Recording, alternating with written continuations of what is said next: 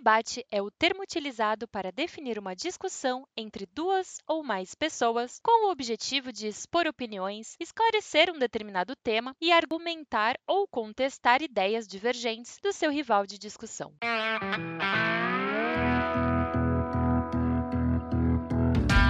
Olá, seja muito bem-vindo ao podcast Oliver Talk, parceiro do Senso em Comum. Meu nome é Stephanie Ferrari e no Drops de hoje vamos conhecer um pouco mais sobre a patologia da militância, seus mecanismos e seu mau caratismo. Vamos lá? Primeiramente, cabe ao ouvinte entender que existe toda uma rede de difamação que, inclusive, é uma das máximas propostas por Joseph Goebbels. Repita uma mentira até que ela vire uma verdade. Isto ocorre por diversos fatores, e gostaria de destacar um dos que considero mais importante nesse contexto: a fragilidade da esquerda histérica. É muito comum ver em debates com pessoas extremistas e de militantes que, ao discordar delas, imediatamente ocorre algum tipo de retaliação. Tentam ainda te destruir, buscando exterminar suas crenças e moral, através de assassinatos de reputação, incubando mentiras que, ao serem disseminadas, viram verdades, não permitindo que você possa rebater ou simplesmente dar a sua opinião. E quando você finalmente consegue discordar, pronto! Você está censurando o meu livre pensamento. Oh céus, como sou vítima! Geralmente, esses grupos são até bem organizados. Poderíamos, inclusive, dizer que eles conseguem ser organizados em sua desorganização, pois, se você reparar, seguem um padrão normativo que poderia até ser a cartilha do militante. Os princípios que regem essa tal cartilha interagem com vários mecanismos automáticos de defesa. Olavo de Carvalho escreveu para o Diário do Comércio em 15 de dezembro de 2014 que o histérico não enxerga o que está diante dos seus olhos, mas que é projetado na tela da sua imaginação e pelo ódio. Diante disso, faça um exercício de ouvir um debate com qualquer militante de esquerda. Comumente, você vai perceber alguns padrões, sendo eles: primeiro, risadas de deboche ao longo do discurso e fala do seu opositor. Segundo, interrupções histéricas quando um militante pode ter um de seus argumentos refutados. Tente, por exemplo, assistir o debate de pautas lá na Câmara dos Deputados para você ver como é. Terceiro, interrupções com perguntas superficiais para quebrar a linha de raciocínio de quem está com a palavra. Quarto, demonstração de desespero, fantasiada em inconformidade, através de gritaria e encontrões verbais. Quinto, a frequente fuga da semântica. E esse é extremamente comum. Inclusive, até fazendo um parênteses aqui, em uma discussão entre Fefita e a Ana Caroline Campagnolo, é marcante a dificuldade do entendimento simples do conceito de família tradicional. Sexto, o uso de palavras de sentidos múltiplos, ambíguas e arbitrárias. E isso é constantemente percebido na tentativa de gerar certa confusão de ideias no opositor. Isso para quê? Bem, muito provavelmente a intenção seja de mudar o foco de um tema que incomoda, né? Sétimo, fazer afirmações caluniosas e inserir pressupostos antes de uma pergunta. Veja, quando jornalistas vão fazer perguntas ao Bolsonaro, como é que é? Sabendo que o senhor defende o estupro, odeia pobres e quer matar homossexuais, qual a sua opinião sobre a nova Previdência? Oitavo, mudar de assunto ou fugir de uma resposta objetiva, daquelas de sim e não, sabe? Fazendo inclusive perguntas desconexas.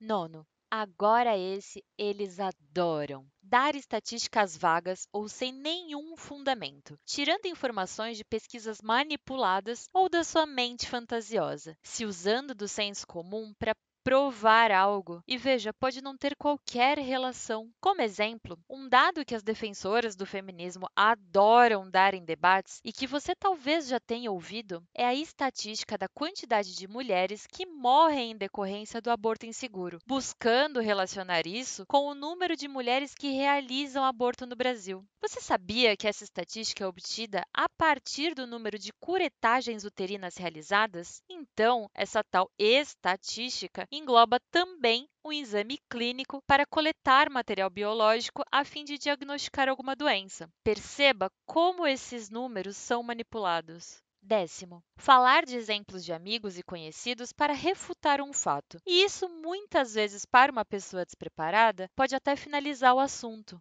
Mulheres ganham menos do que homens. Eu sei disso porque eu conheço a Mariazinha que disse para mim que ganha menos do que o Manuel. 11º. Colocar palavras na boca do opositor na tentativa de se vitimizar. Por exemplo, um engenheiro homem que esteja explicando sobre uma determinada obra diz que nesse ambiente tem poucas mulheres. Aí chega a feminista interrompendo e fala: "Você está me chamando de fraca só porque sou mulher? Mulher então não pode trabalhar na obra?" 12º. Reexplicar um conceito com viés ideológico, inclusive de maneira errada e completamente desconexa do real sentido e significado do termo. 13º. Se ofender por tudo e colocar tudo como pejorativo. Acho que aqui eu nem preciso citar o caso da Maria do Rosário, né? 14º.